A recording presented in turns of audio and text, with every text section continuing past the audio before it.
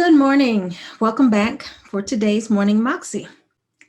So I am happy to be here with you today because I have a handy little mnemonic. That was the word I was trying to think of. I didn't think of it till I turned on the camera. But anyway, in keeping with our practice of providing inspiration and motivation in bite-sized pieces with best practices for leadership and personal development, today's topic is your chores and checklist, corporate style. So, as the CEO, otherwise known as Chief Everything Officer of your growing young company, are you taking care of business?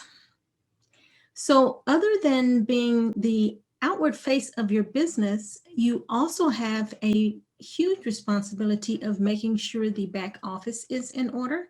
Now, not suggesting that you do the filing and record keeping unless that's something you enjoy, but I want to give you, as I said, a healthy mnemonic to so you can remember the handy dandy things that you do want to make sure are in order so that you can continue to thrive and grow your revenue. So we are talking about a corporate checklist, if you will, and so each letter means something you need to take care of.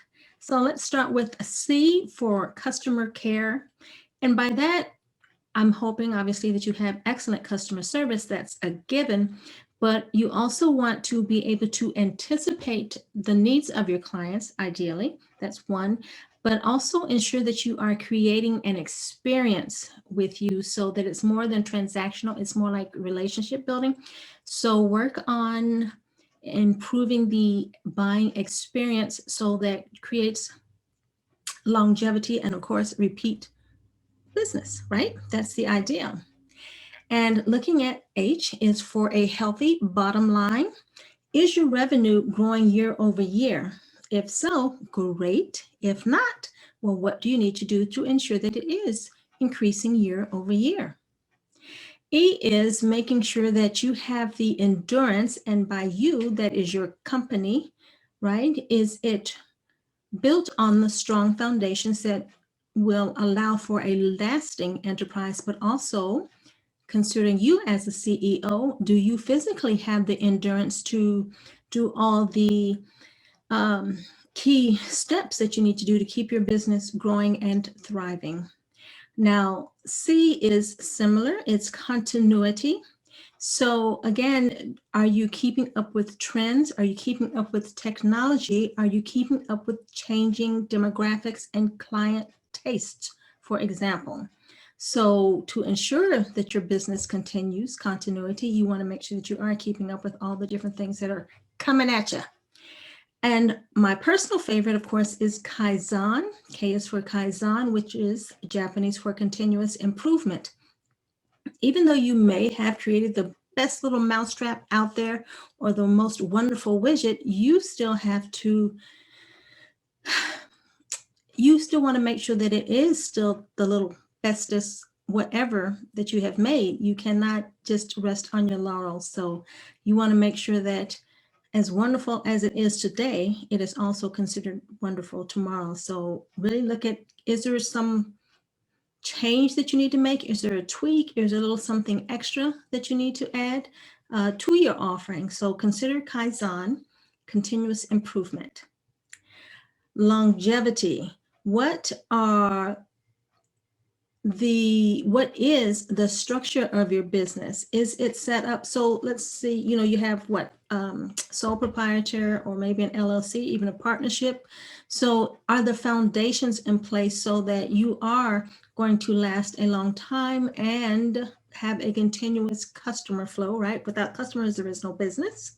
So consider that your business is set up on all foundational platforms that are necessary for longevity.